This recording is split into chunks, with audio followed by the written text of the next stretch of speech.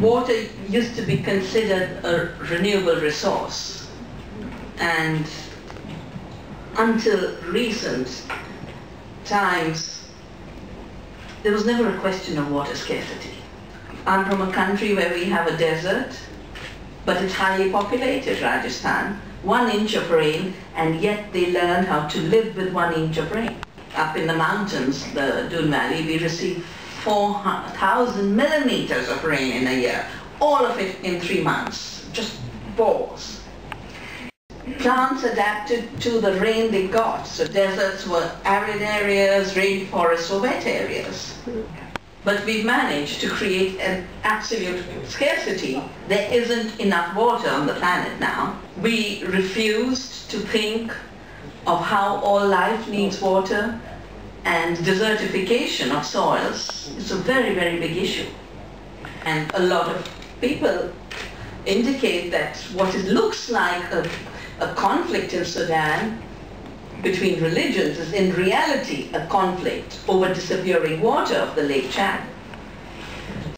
I think the first problem was that the Wild West of the United States became the model increasingly of water management, where water could be stolen from the mountains and taken to deserts and to create cities like Los Angeles and the big agribusiness farms with lots and lots of water. This became the basis of building large dams, long-distance diversions, which is now on the basis of assuming you can create a water trade and move water around according to where money lies. With the age of fossil fuels, humanity learned how to produce everything with huge amounts of toxics.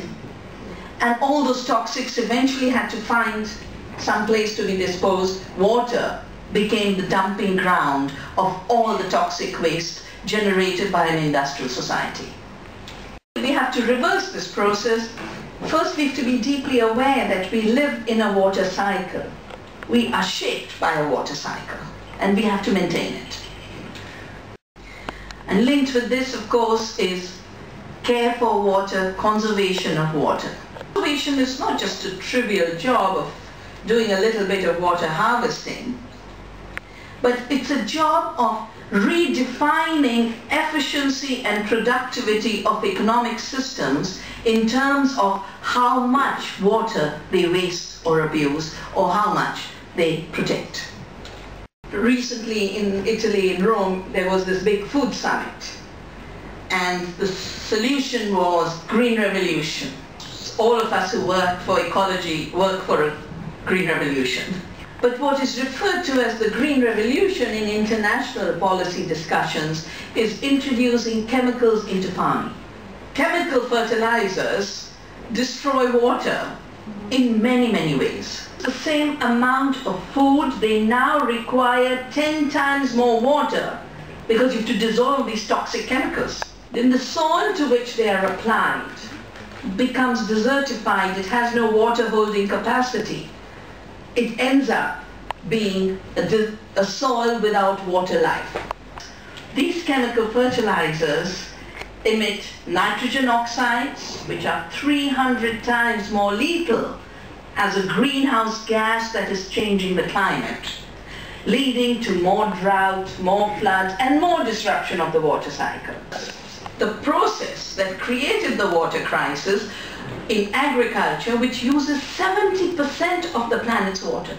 Chemical agriculture uses 70% of the planet's water and leaves what water goes out of chemical farms as polluted waste. Ecological organic food, we reduce 70% water use. We simultaneously protect our glaciers because we don't contribute to global warming, and we create water security. But that reversal means we start thinking differently how we measure productivity. Today we measure productivity in terms of how few people are involved in production. We have to measure productivity in terms of how little water went into production.